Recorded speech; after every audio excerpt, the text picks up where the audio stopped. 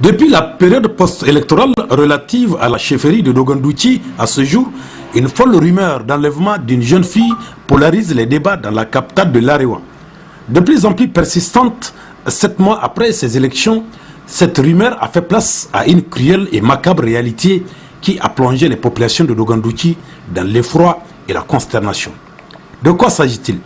Le mercredi 22 juillet 2018, c'est-à-dire 6 jours avant les dites élections, une jeune fille de 9 ans dénommée Fadila, censée rendre visite à son père, n'est jamais rentrée chez sa grand-mère qui l'a adoptée après le divorce de ses 2 parents alors qu'elle avait 4 ans.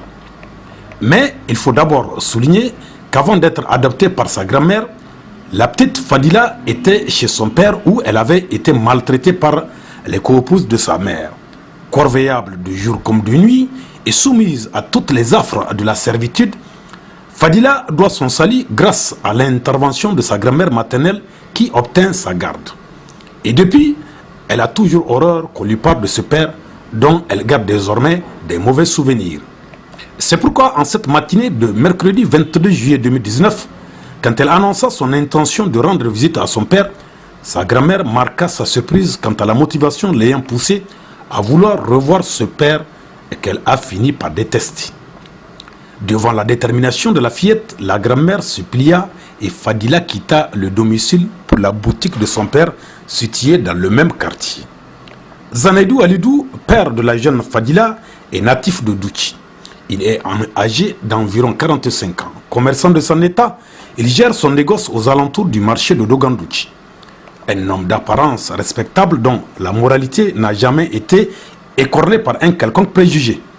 Mais les faits qui suivront vont nous donner une autre image, celle d'un monstre qui se cachait derrière cet homme qui, après avoir introduit l'enfant dans la boutique, procéda tout simplement à sa mise à mort. Une mort d'une rare cruauté qu'il donna à sa propre fille. En effet, démembrée en morceaux, la fillette a dû subir toutes les atrocités avant de mourir. Son forfait accompli, Zenadou a enfoui le restant du corps de sa fille dans un sac et l'enterra sur un terrain situé derrière la ville. Mine de rien, il revient en ville pour assister aux différentes recherches entreprises par la grand-mère de la jeune fille. Mais après plusieurs vaines recherches, la grand-mère de la victime se présenta chez Zenadou, qu'elle accuse d'avoir séquestré sa petite fille.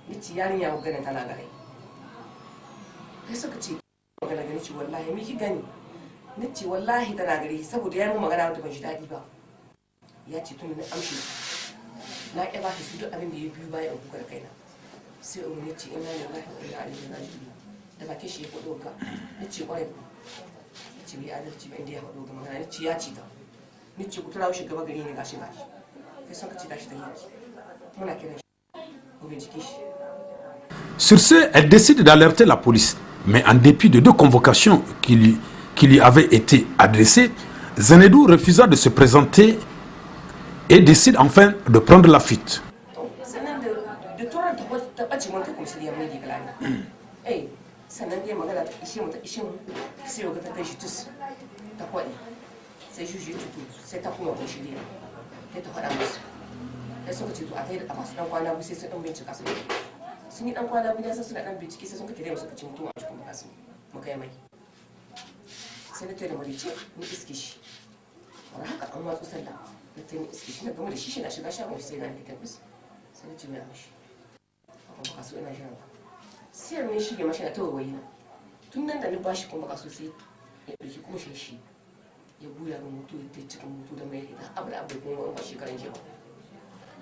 Et c'est seulement entre le 7 et le 8 février 2019, soit 7 mois après les faits, qu'il a été appréhendé alors qu'il se terrait dans sa grande famille à Douchi.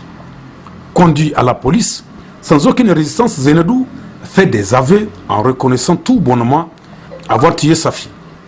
Dans un premier temps, il essaie de divertir les enquêteurs sur l'endroit où l'enfant fut enterré avant de les conduire sur le véritable lieu où reposaient les restes de la petite Fadila.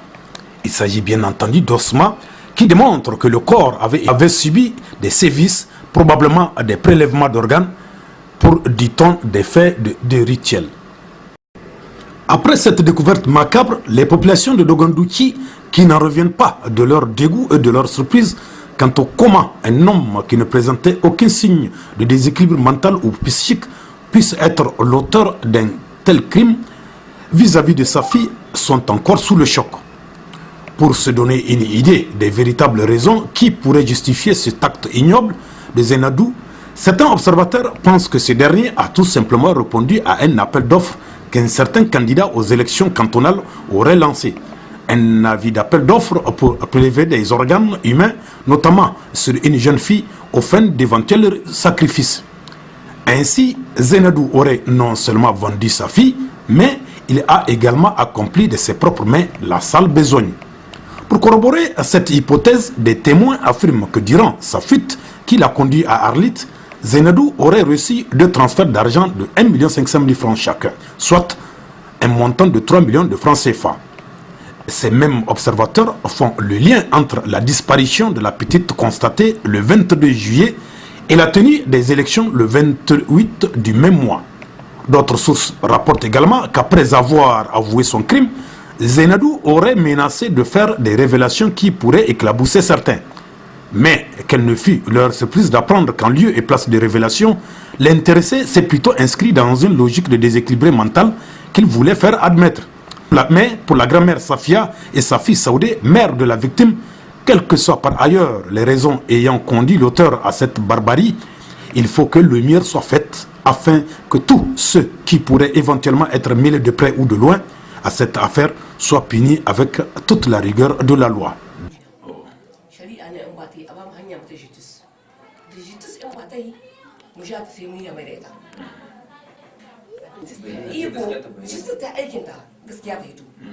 La grand-mère Safia et sa fille Saoudé, mère de la victime, gèrent leur douleur dans la dignité et continuent de recevoir la compassion des populations de Dogandouchi.